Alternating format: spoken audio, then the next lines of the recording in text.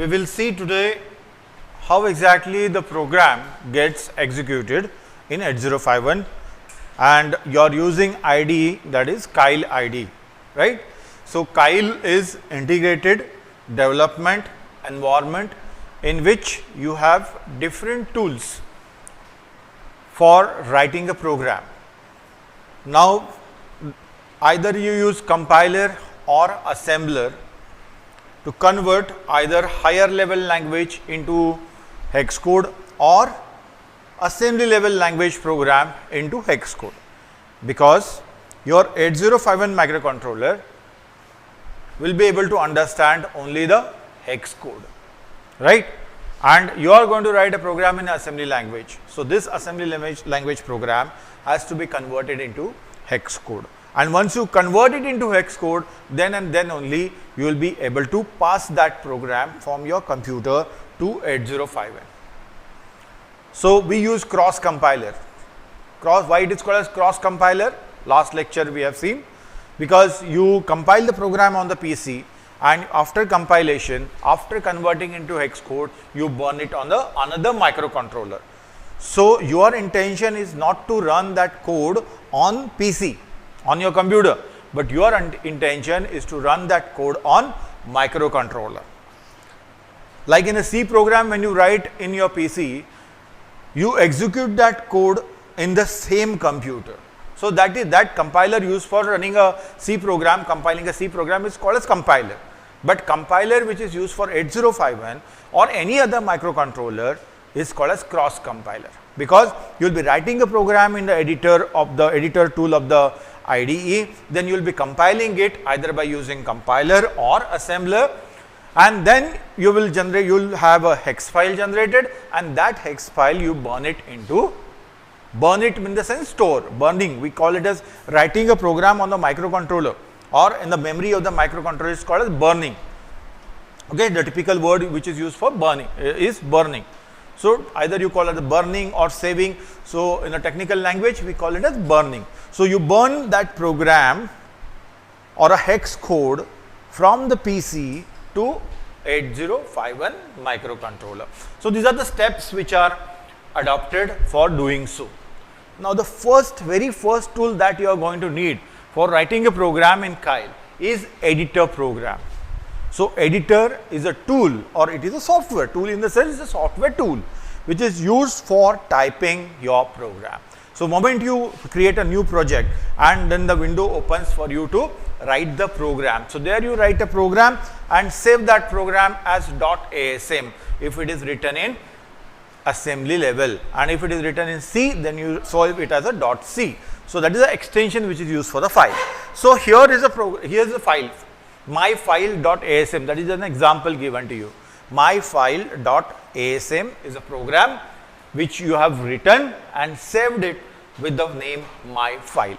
And what is the tool that you have used for that? Tool is editor. Okay. So, for writing a program, you require an editor. Your notepad in your computer is editor. So, even the notepad is used many times for writing, say HTML आपको करना है programming, तो आप notepad में type कर सकते हो वैसे, right? So, editor is a program which is used for typing a program. Okay. Now, then this program is given to assembler. Now, what is the job of the assembler? To convert assembly level program into hex file. But it is not only the assembler, it consists of many other programs as well. Ultimately, finally, our job is to convert this into hex file. So, how does your ASM file gets converted? Let us see here. Now, assembler program, the output of the assembler program is two types. One is .list file and .object file. Name will remain the same, myfile.lst, myfile.object. Two files will be generated. After assembler, it goes through the assembler. Okay. .list file consists of data, many aspects of the program. One of the aspects is it gives you a list of errors also.